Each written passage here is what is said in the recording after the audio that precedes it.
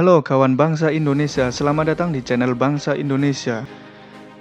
Kalian pasti tahu bahwa Prabowo mantan prajurit TNI, dan tak hanya itu, Prabowo ketika menjadi prajurit TNI merupakan sosok yang berprestasi juga. Salah satunya beliau pernah menjadi pemimpin Kopassus. Penasaran kisahnya seperti apa? Simak terus video ini dan jangan lupa subscribe dan tekan tombol lonceng biar tidak ketinggalan info lainnya. Letnan Jenderal TNI Purnawirawan Haji Prabowo Subianto Djoyo Hadikusumo lahir di Jakarta 17 Oktober 1951. Masa kecil Prabowo sebagai putra ekonom Sumitro Djoyo Hadikusumo banyak dilewatkan di luar negeri bersama orang tuanya.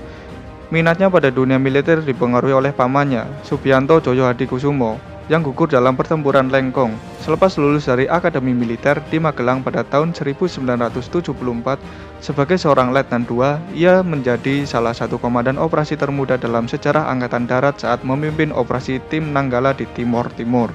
Karirnya melejit setelah menjabat sebagai Wakil Komandan Detasemen Penanggulangan Teror di Komando Pasukan Khusus pada tahun 1983. Pada tahun 1996, Prabowo diangkat sebagai Komandan Jenderal pada korps tersebut. Saat menjabat, ia memimpin operasi pembebasan sandera di Mapenduma ketika jatuhnya Presiden Soeharto, ayah mertuanya.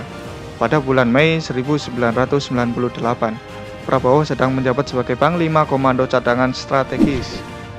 Prabowo mengawali karir militernya di TNI AD pada tahun 1974 sebagai seorang Letnan II setelah lulus dari Akademi Militer di Magelang. Dari tahun 1976 hingga 1985, Prabowo bertugas di Komando Pasukan Yandi Yuda, Kopasanda, pasukan khusus Angkatan Darat pada saat itu. Salah satu penugasan pertamanya adalah sebagai komando peleton pada grup para komando yang menjadi bagian dari pasukan operasi Tim Nanggala di Timor Timur. Pada tahun 1985, Prabowo menjadi Wakil Komandan Batalion Infanteri Lintas Udara 328 Yonif Para Raider 328 Dirgahayu, pasukan para raider di Kostrad. 2 tahun kemudian, setelah menamatkan pelatihan Special Force Officer Course di Force Bening, ia menjadi komandan batalion tersebut. Jabatan yang dijabatnya selama 3 tahun. Pada 1991, ia menjabat sebagai Kepala Staf Brigade Infanteri Lintas Udara 17, yang bermarkas di Cicantung pada tahun 1993. Prabowo kembali ke pasukan khusus yang kini dinamai Komando Pasukan Khusus atau yang kita kenal dengan Kopassus. Ia diangkat menjadi Komando Grup 3 Sandi Yuda, salah satu komando insurgensi Kopassus. Ia seterusnya menjabat sebagai Wakil Komandan Komando dan Komandan Komando di bawah kepemimpinan Brigadir Jenderal Agung Gumelar dan Brigadir Jenderal Subagio Hadisiswoyo. Pada bulan Desember 1995, Prabowo diangkat sebagai Komandan Jenderal Kopassus dengan pangkat Mayor Jenderal.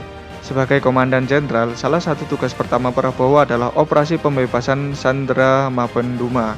Kopassus, terutama yang pernah dipimpin langsung oleh Prabowo, memiliki pengalaman yang menangani operasi pembebasan sandera. Yang paling dikenang adalah keberhasilan menyelamatkan penumpang Garuda DC-9 Woyla di Bangkok pada 1981. Operasi ini berhasil menyelamatkan 10 dari 12 orang peneliti yang tergabung dalam ekspedisi Lawrence 95 dan diculik oleh gerilyawan Organisasi Papua Merdeka atau OPM.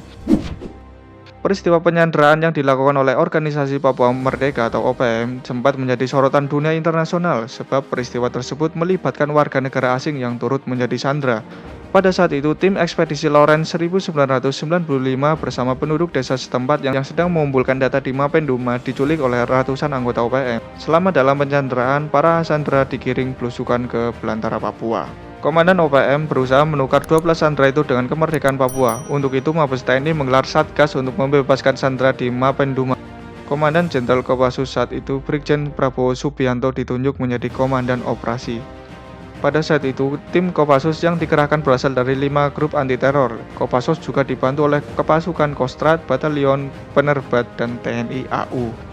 Sementara itu, Prabowo Subianto juga pernah bercerita soal perjuangannya saat memimpin Kopassus dalam operasi Mapenduma dalam program televisi Mata Najwa di Metro TV pada saat itu, tepatnya pada tahun 2011.